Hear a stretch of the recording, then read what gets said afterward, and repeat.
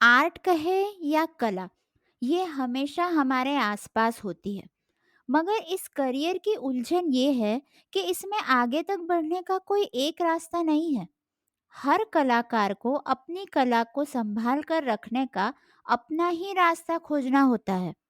ऐसी ही एक कलाकार है भारती शर्मा, जिन्होंने अपनी करियर की शुरुआत में फैमिली का सपोर्ट ना होते हुए भी अपनी कला को ना ही सिर्फ जारी रखा, मगर उसे और निखारती गई।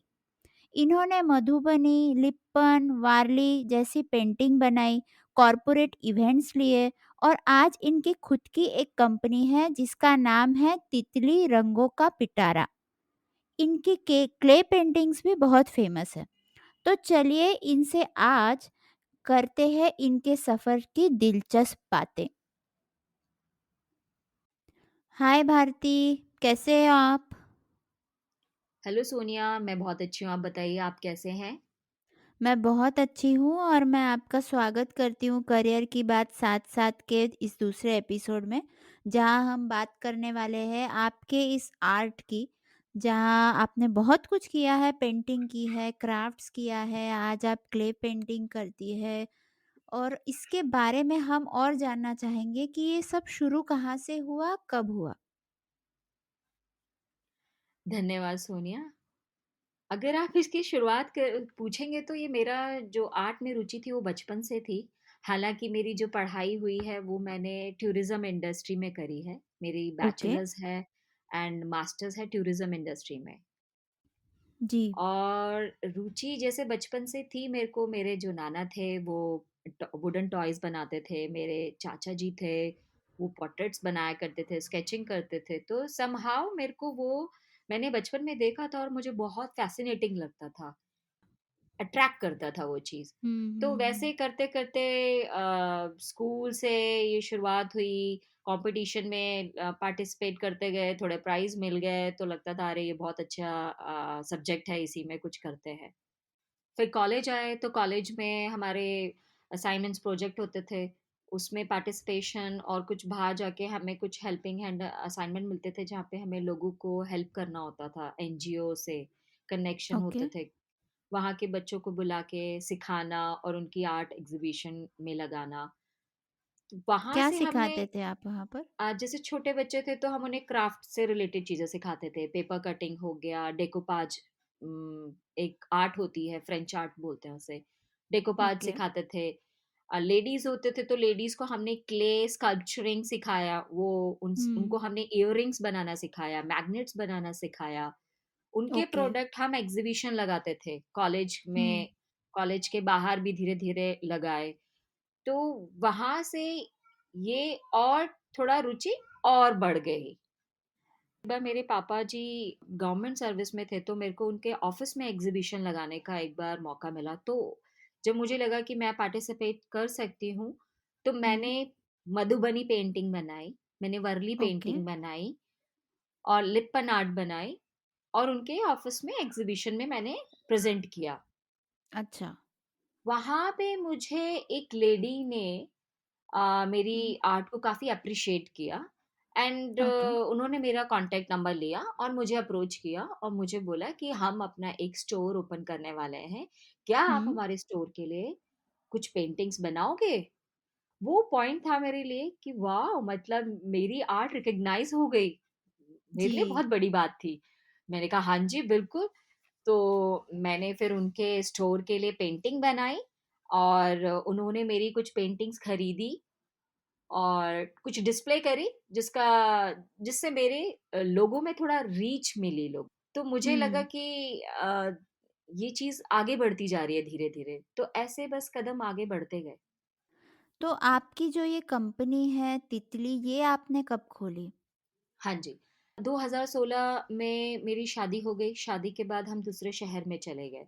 अब हम हैदराबाद चले गए थे। वहाँ हुँ। पे काम ढूँढने मेरे को थोड़ा-सा टफ लग रहा था और मुझे लगा था कि यार थोड़ा गैप भी आ गया है, तो मैं हुँ। क्यों ना अपनी पेंटिंग वाला काम शुरू करती हूँ दोबारा। और ओके। कुछ आस-पास दोस्त थे, उनसे हुँ। सलाह-मशवरा किया। उन्होंने मुझे सजेस्ट किया कि फ़ेसबुक के थ्रू आप अपना एक पेज बना सकते हैं। हुँ, और हुँ। वहाँ से अपनी जो भी आप पेंटिंग करते हो वहाँ पे डिस्प्ले करके लोगों की रीच में पहुँच सकते हैं। मैंने कहा वाओ! तो ओके। हमने ऐसे डिस्कस किया और अचानक से नाम क्लिक हो गया तितली। हुँ, वहाँ से हुँ। तितली की शुरुआत हुई थ्रू फेसबुक एंड ओके। 2000 2016 में, सही? हाँ जी, 2016 में। ओके। फिर धीरे-धीरे उसमें इवेंट्स आते गए, हमने एक आर्ट इवेंट अटेंड किया कि आर्ट इवेंट कैसे होते हैं। हमने हुँ, कॉन्सर्ट वगैरह तो बहुत सुने थे, फूड फेस्टिवल हुँ, भी बहुत सुने थे। तो आर्ट इवेंट कैसा होता है? मैंने एक आर्ट इवेंट जाके फिर अटेंड किया, देखा, हुँ, एक्सपीरियंस लिया, मेरा एक्सपीरियंस बहुत अच्छा था। मुझे हुँ। उससे कॉन्फिडेंस आया, मुझे लगा कि ऐसा तो मैं भी शुरू कर सकती हूँ। अच्छा, वो आर्ट इवेंट में क्या था? वो हमने लिप्पन आर्ट सीखी थी। Lippan okay, art Kutch Kutch region की काफ़ी फ़ेमस आर्ट है। जी। हाँ जी, तो लिप्पन आर्ट सीखी मैंने और उसके बाद मैंने लिप्पन आर्ट के काफ़ी सैंपल्स बनाए। हुँ, मैंने देखा कि लोग कैसे अपने इवेंट्स अपडेट करते हैं। वहाँ पे मैंने भी अपना एक आर्ट इवेंट शुरू किया टाई अप करके, कोलैब करके कैफ़े से और रेस्टोरेंट से। और हमारा जो पहला इवेंट था वो काफ़ी अच्छा रहा, काफ़ी अच्छा रिस्पॉन्स मिला लोगों से। मुझे वहाँ पे किसी हुँ। ने सजेस्ट किया कि अगर आपको आगे बढ़ना है इसमें तो आप अपनी कंपनी रजिस्टर कर सकते हो। तो ओके। और मेरे हस्बैंड काफ़ी सपोर्टिव थे, उन्हें लगा कि हाँ, ये तो बहुत अच्छी बात है, कंपनी के नाम से आप कॉर्पोरेट्स इवेंट्स भी करा सकते हो। अ, जी। मतलब आगे थोड़े बड़े लेवल पे बढ़ सकते हो अगर आपका कंपनी रजिस्टर्ड होगा तो। हुँ, अमेज़न हुँ, पे हुँ। अपने प्रोडक्ट लिस्ट कर सकते हो। तो वहाँ से हमने कंपनी 2018 रजिस्टर की। हाँ जी, 2018 में अपनी कंपनी तितली के नाम से रजिस्टर कर दिया। Okay, wow! और मुझे लगता है उसके बाद आपकी इस आर्ट एंटरप्रेन्योरशिप में एंट्री हुई, जो कि बहुत ही एक नई बात थी शायद उस वक़्त। मैं सही हूँ? हाँ जी, मेरे लिए वो नया था बट साउथ में वो बहुत लोग थे जो कर रहे थे। पुणे ओके। में बहुत आर्ट इवेंट्स होते थे, बैंगलोर में बहुत ज़्यादा इवेंट्स होते थे, मुंबई में हुँ, बहुत हुँ। होते थे। तो नॉर्थ रीजन में उस समय थोड़े कम हो रहे थे बट 18 अच्छा, से 2018 से धीरे-धीरे ये जो आर्ट इवेंट्स का सिलसिला था, नॉर्थ रीजन में भी काफ़ी शुरू हो चुका था। अब बैक टू बैक कहीं न कहीं इवेंट्स चल ही रहे होते थे, तो वहाँ से अच्छा। हमने आर्ट इवेंट्स कराए। फिर हुँ, हुँ। अब इवेंट्स में बहुत तरीके के लोग आते हैं, बहुत अलग सेक्टर से लोग आते हैं, है हुँ। ना? तो हमें वहाँ हुँ, पे हुँ। एक लेडी से कनेक्ट हुए और उन्होंने हमें कॉर्पोरेट से कनेक्ट करवाया। तो अच्छा, कॉर्पोरेट ओके। इवेंट्स कराए हमने ब्रांड के साथ ब्रांड प्रमोशन के लिए इवेंट्स कराए। भारती जी, कॉर्पोरेट इवेंट्स में क्या होता है? क्या कराते हैं?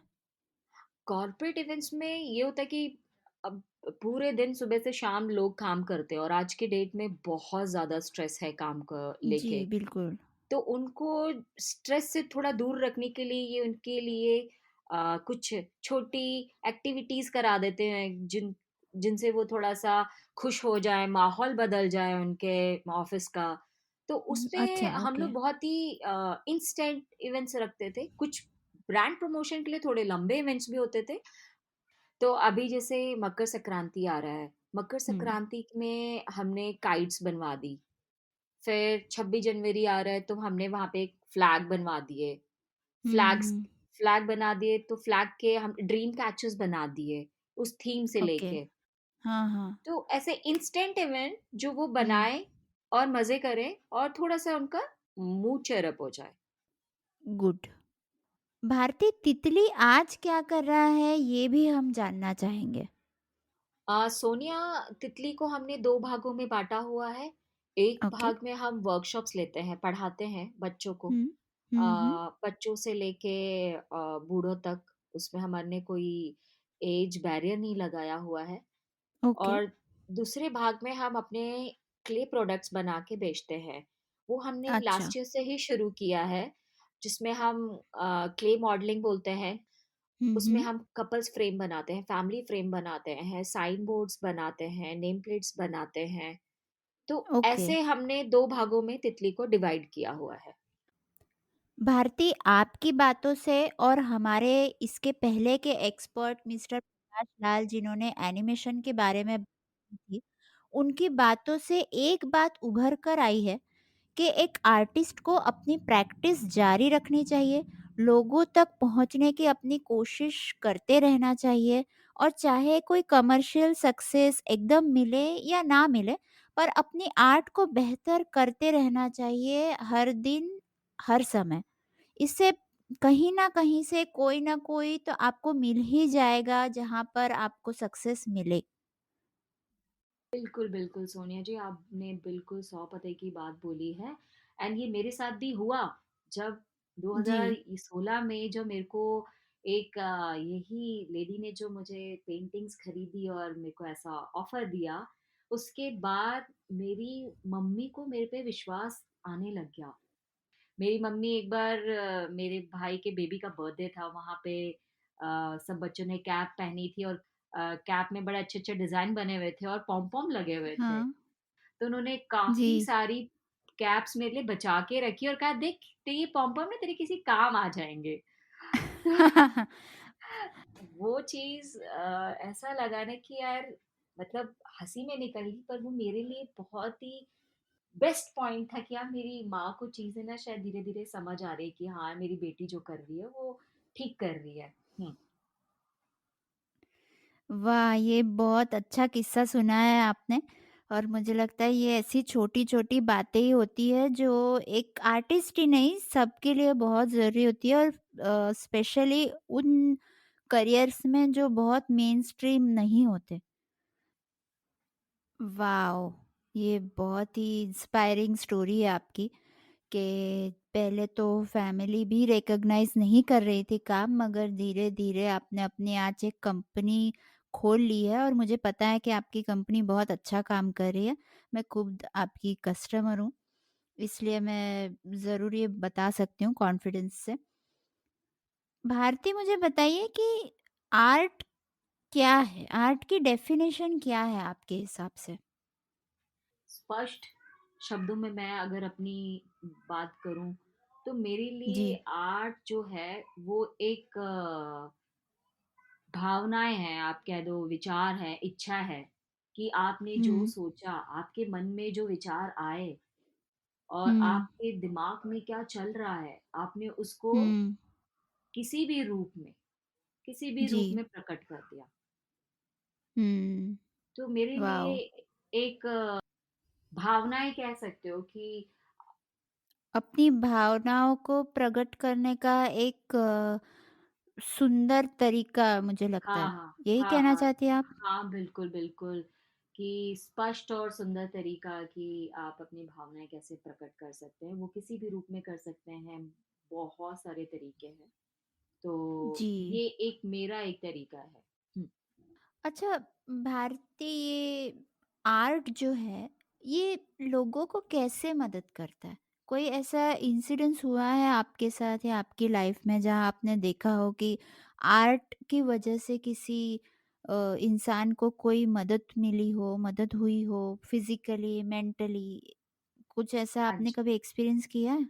हाँ, ये कई तरीके से लोगों को मदद करता है। मैंने बहुत सारी वर्कशॉप्स में अपने देखा है कि जब हम कोई भी कलम या किसी भी चीज़ को बनाते बनाते हैं या शुरुआत जी, करते हैं, जी। तो हम उस समय ध्यान लगाते हैं, हुँ, फ़ोकस करते हैं हम उस चीज़ में। तो जब हम हुँ। फ़ोकस कर रहे हैं, तो वो हमारा ना मेडिटेशन या थेरेपी हो जाती है हमारी। आप किसी जी। स्ट्रेस में हो, आपको स्ट्रेस से रिलीफ मिलता है। आपका हुँ, मूड अच्छा नहीं होता है, तो आपका हैप्पी मूड हो जाता है बहुतों का। किसी का हुँ। कोई वो चीज़ बनाते-बनाते बहुत रिलैक्स्ड फ़ील करता है, किसी में बहुत जी, एनर्जी आ जाती है। तो ये सब जो फीलिंग्स हैं, हमने लोगों के चेहरे पे देखी हैं। जी। जब आप वर्कशॉप्स लेते हो? हाँ जी। एंड मैं आपको एक चीज़ और बताना चाहूँगी कि इस साल से हमने अपने प्रोडक्ट्स भी सेल करना शुरू किया है। हम अपने पेंटिंग्स और कुछ क्ले मिनिएचर्स, क्ले पेंटिंग्स बना के बेचते हैं अपने प्लेटफ़ॉर्म पे, इंस्टाग्राम पेज पे। तो अच्छा, आपके इंस्टाग्राम का एड्रेस बता दीजिए ताकि अगर कोई देखना चाहे या आपसे कुछ सीखना चाहे, आपसे कोई सवाल पूछना चाहे, तो वो पूछ सके। हाँ जी, मेरे इंस्टाग्राम हैंडल का एड्रेस है तितली अंडरस्कोर रंगो अंडरस्कोर का पिटारा। तो मोटा-मोटा नाम है तितली रंगो का पिटारा भारती शर्मा। ओके, मैं ये डिस्क्रिप्शन बॉक्स में भी दे दूँगी ताकि अगर कोई आपसे कनेक्ट करना चाहे तो वो बिल्कुल कर सके। बिल्कुल, बिल्कुल जी। अच्छा, मैं आपको इसमें एक छोटी-सी स्टोरी और बताना चाहूँगी। जी। जैसे आपने पूछा कि किस तरीके से ये हेल्प करता है। अब हेल्प में बहुत सारी चीज़ें होती हैं कि कई बार जैसे मैंने आपको बताया मूड ऑफ होता है तो मूड अच्छा हो जाता है। तो एक जी। हमारे अब कस्टमर कह लीजिए, उन्होंने हमें ऑर्डर दिया एंड जब हुँ, उन्होंने ऑर्डर दिया तो उन्होंने हमें बोला कि अलग-अलग फ़ोटो दी अपनी फैमिली की। अ, हुँ, पापा मम्मी की एक अलग फ़ोटो थी, उनकी एंगेजमेंट की अलग फ़ोटो थी, ऐसे कुछ फ़ोटो दिया और उन्होंने बोला कि इसमें मेरे मम्मी-पापा और मेरे वुड-बी और मैं, मतलब ऐसा हुँ। बनाइए बेसिकली। अच्छा। हुँ, तो हमने उनको बना के डिस्पैच कर दिया, ठीक है? हुँ, जब हुँ, उनके पास वो पहुँचा, तो हमें हुँ। पता चला कि वो जो लेडी थी, उनकी मम्मी आज की डेट में नहीं है। और ओह! उन्होंने जब वो फ़ोटो में देखा कि उनकी मम्मी जो जैसे चाहती थी या जैसे सोच रही थी, वो हमने बिल्कुल वैसे ही बना के दे दी हुँ, उन्हें। तो वो देख के जी, इतनी भावुक हो गई, उनकी आँखों से आँसू निकल गए। उनका मेरे पे मैसेज आते रहे नंबर पे और मुझे कॉल करके बोला कि मैं आपको किस तरीके से शुक्रिया करूँ। मेरे पापा भी वॉव! भावुक हो गए और मैं भी भावुक हो गई। ये मेरे एंगेजमेंट की फ़ोटो थी और अब मेरी शादी होगी तो मेरी मम्मी नहीं रहे हैं। तो मेरे लिए वो हुँ, इतना इमोशन, मतलब कहते हैं ना, इतना इमोशनल वाला पॉइंट था कि यार, क्या रियल में ये इतना इम्पैक्ट करती है लोगों की लाइफ जी, में। जी, बिल्कुल। तो ये मेरी लाइफ का एक बहुत ही कह दो प्यारा सा पॉइंट था जब मुझे पता चला कि यार एक्चुअली आर्ट बहुत ही ब्यूटीफुल चीज है, किसी की लाइफ में इम्पैक्ट कर सकती है भाई। जी, बिल्कुल, बिल्कुल और ये इंसिडेंट सच में ये एक बहुत ही अलग एक्सपीरियंस है और अपने किसी को खोना क्या होता है ये आई थिंक पैंडेमिक के बाद बहुत लोगों ने सहा है और आर्ट से अगर किसी के मन में वो खुशी आ सके कि वो इंसान एक बार फिर से हम उसे महसूस कर सके कि हमारे साथ है तो ये बहुत बड़ी बात होती है और आपको बहुत बधाई कि आप ऐसे किसी को खुश कर सके ये भी किस्मत की बात है। धन्यवाद। और उसके बाद उस लेडी ने मुझे बैक टू बैक 5 ऑर्डर्स दिए। तो आप समझ सकते हैं कि वो कितनी खुश हुई होगी। आपकी आवाज़ में जो खुशी हम महसूस की ये इंसिडेंट्स बताते वक़्त, तभी हमें अंदाज़ा आ गया कि सच में कितनी खुशी सामने वाले को हुई होगी। तो भारतीय ऐसा ज़रूरी नहीं है कि सबको आर्ट की समझ हो।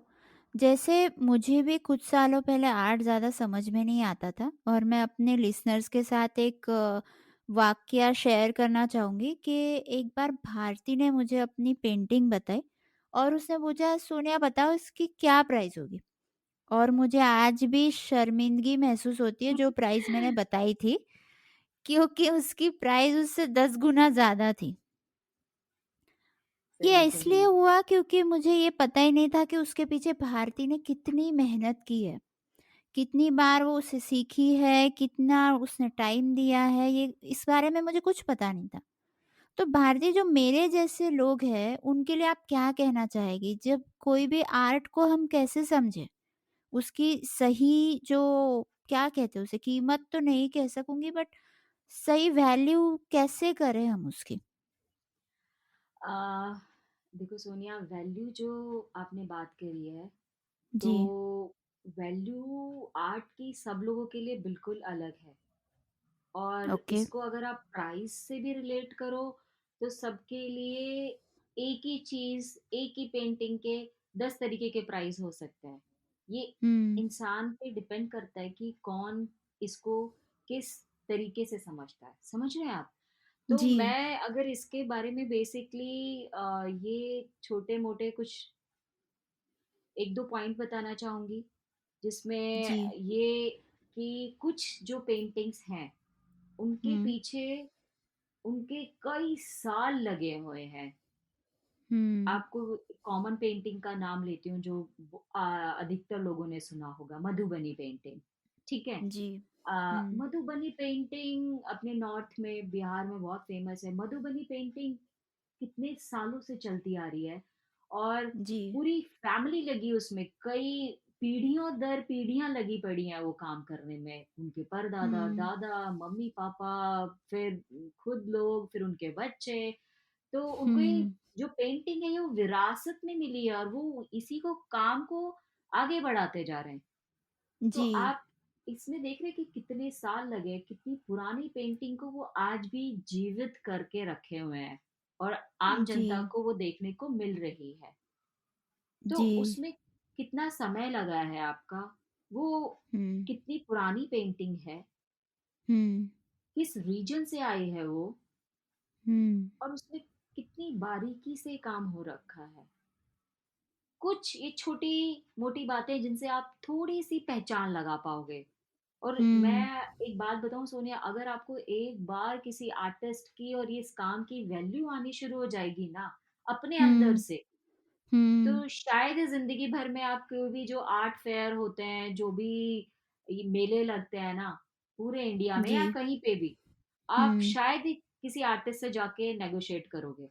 अगर उसने आपको 100 रुपए का सामान बेचा है तो आप उसको 100 रुपए ही दे के आओगे, आप ये नहीं कहोगे कि भैया थोड़ा सस्ता कर दो। समझ रहे हो आप? हुँ, जी, बिल्कुल, तो ये आ रही है समझ धीरे धीरे। आज बहुत लोग इस चीज को अप्रिशिएट करते हैं, आर्टिस्ट को।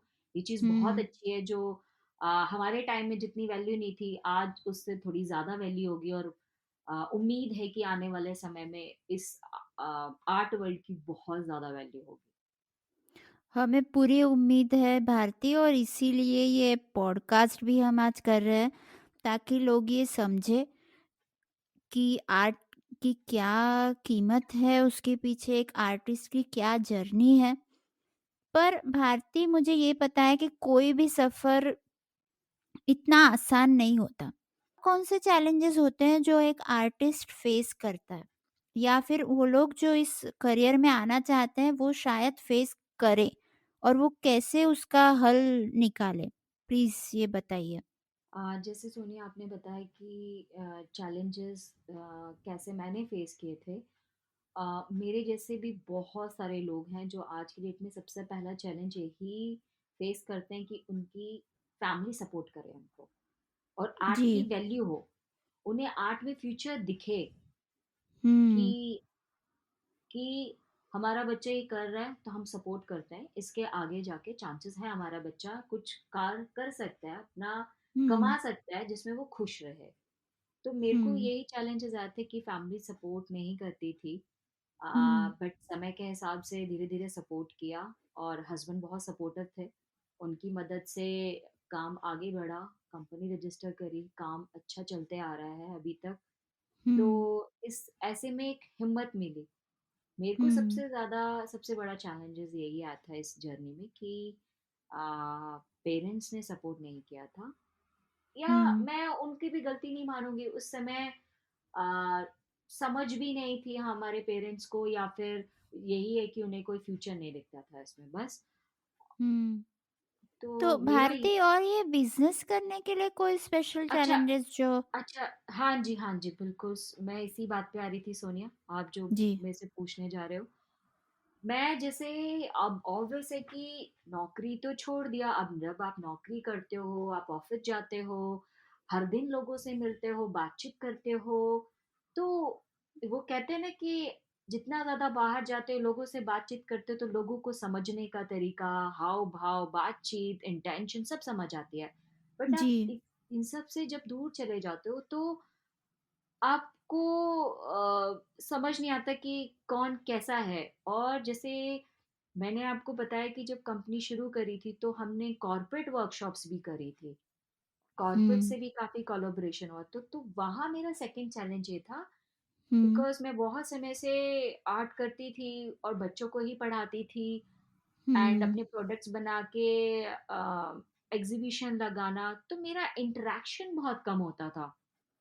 जी, सोशल इंटरैक्शन कम था और मुझे फिर पब्लिक स्पीकिंग का भी बहुत डर था कि यार मतलब मैं सिखाऊँगी कैसे? घबरा हुँ, जाना और चेहरा भी ऐसा है कि मैं मतलब फेशियल एक्सप्रेशन सामने दिख जाते हैं, हाव-भाव दिख जाते हैं लोगों को हुँ, कि आप बंदा घबरा रहा है या कॉन्फिडेंट है। क्योंकि ये जी, चीज़ उम, पहले 50 लोगों के आगे फिर 100 लोगों के आगे तो वो मेरे लिए बहुत चैलेंजिंग था। वहाँ पे हुँ, धीरे-धीरे पहली वर्कशॉप ली तो उसमें मैं हल्का घबराई, फिर एक हुँ, वर्कशॉप ली, उसमें मेरा थोड़ा-सा डर खुला और फिर हुँ, धीरे-धीरे मेरा ये डर खुला। तो ये हुँ, मेरे लिए सेकंड चैलेंज था बहुत बड़ा। ओके, हाँ जी। अच्छा। तो मुझे लगता है हमारे लिसनर्स के लिए मैं एक बात कहना चाहूँगी कि भारती जी की बात से मुझे समझ में आ रहा है कि एक आर्टिस्ट को अपना आर्ट तो अच्छा करना ही चाहिए, बट उससे सबसे ज़्यादा आज की दुनिया में ज़रूरी है थोड़ी कम्युनिकेशन स्किल्स भी अच्छी होनी चाहिए। लोगों से आप जिस तरह से बात करते हैं, अपने आर्ट को जैसे आप सामने लाते हैं, वो भी आज बहुत मैटर करता है, तो उस स्किल पर काम करना ज़रूरी होता है। मैं सही कह रही हूँ भारती? हाँ जी, आज की जनरेशन के लिए है। जी। बाकी अगर आपको कहीं सोशली इंटरैक्शन करना है तो इस चीज़ के लिए ये जो आपके स्किल्स हैं ये बहुत ज़्यादा ज़रूरी हैं और अगर हुँ, आपको इंटरैक्शन नहीं है तो आपका काम बोलता है। हुँ, हुँ। जी।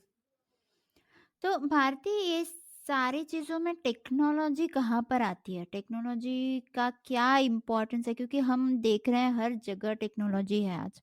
तो लाइक डिजिटल आर्ट तो पूरा टेक्नोलॉजी पर ही डिपेंड है, तो वो एक हिस्सा हम छोड़ देंगे। मगर अगर वो छोड़कर हम ये देखना चाहें, समझना चाहें कि आर्ट में और टेक्नोलॉजी का क्या यूज़ हो रहा है, तो क्या कह सकते हैं आप?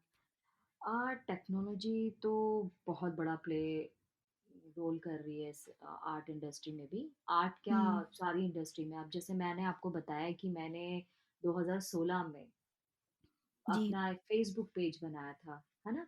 तो हुँ, फ़ेसबुक जो सोशल मीडिया है, टेक्नोलॉजी है, उसके थ्रू मैं अपना जो मेरी आर्ट थी, पेंटिंग थी, वो मैं लोगों को दर्शा पा रही थी। जी।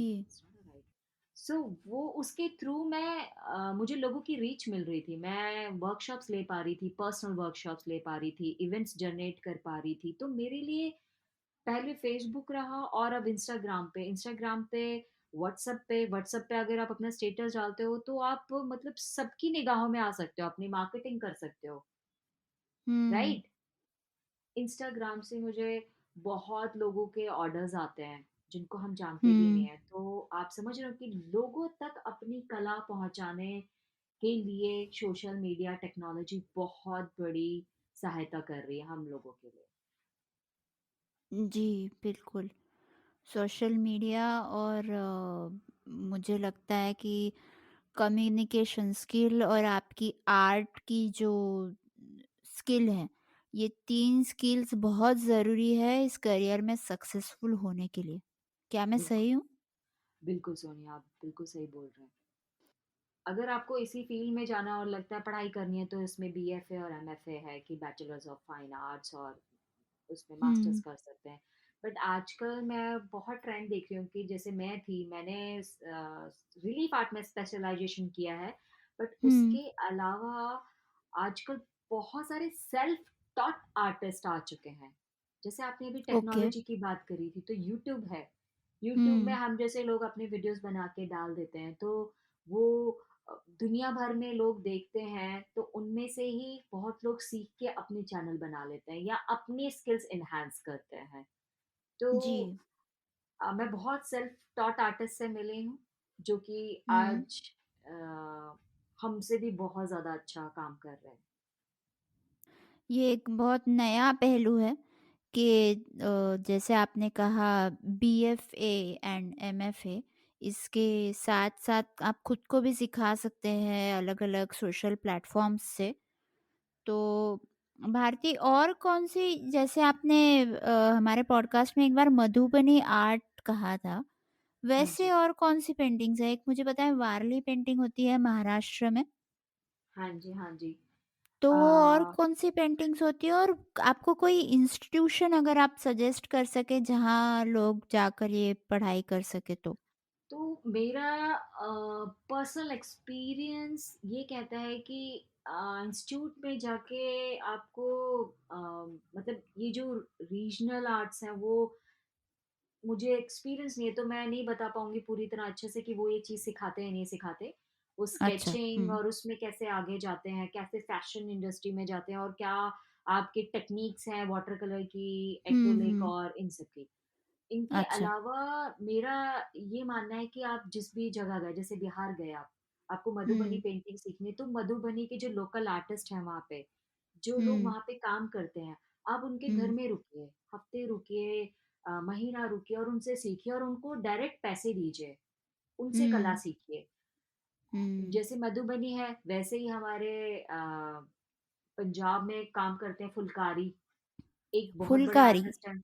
हाँ जी, तो वो थ्रेड वर्क में आ गया बट उससे भी लोगों ने आजकल पेंटिंग के पोर्ट्रेट्स बना के सेल करना शुरू कर दिया है। अच्छा, और आप राजस्थान में जाएँगे तो राजस्थान में आपको मंडाना आर्ट मिलेगी। तो अच्छा मांडना उसे बोलते मंडाना। हैं, मांडना मतलब राजस्थान और गुजरात का काफ़ी कल्चर मिलता हुआ है। मांडना हुँ, मतलब कुछ भी बनाना। तो हुँ, मांडना आर्ट वहाँ पे काफ़ी लोकली काफ़ी फ़ेमस है। मीनाकारी का काम काफ़ी फ़ेमस है। राजस्थान में मिनिएचर आर्ट बहुत ज़्यादा फ़ेमस है। मिनिएचर आर्ट में बोलते हैं कि जो आर्टिस्ट होते हैं, जो काम करते हैं, वो एक ब्रश के एक जैसे हमारा बाल है, एक बाल से हुँ। पेंट करते हैं और वो बहुत बारीकी काम करते हैं, जिसमें कुछ चीज़ें आपको लेंस लगा के देखनी पड़ती है। वॉव! उसके अलावा आप गुजरात में जाएँगे तो वहाँ की लिप्पन आर्ट लिप्पन मीन्स आपको कुछ बनाना, जैसे मंडाना है तो उसमें बनाना, मांडना, बनाना, लिप्पन में लीपना। तो पहले अच्छा। लोग अपने कच्छ एरिया की काफ़ी फ़ेमस आर्ट है वो, कच्छ में लोग अपने हुँ, घर बनाते थे, तो लेडीज़ के जैसे शीशा टूट गया या चूड़ियाँ टूट गई, तो वो अपने घरों को हुँ, पहले इतना डिज़ाइनिंग के सामान नहीं होते थे, तो वो इन्हीं से गोबर से लीप के अपने घरों में और हुँ, चूड़ियाँ हुँ। डाल देती थी, शीशे टूटे हुए वो डाल देते थे, तो वैसे अपने घर को सजाती थी, जो कि आज काफ़ी वर्ल्ड वाइड फ़ेमस हो चुके हैं लिप्पन आर्ट।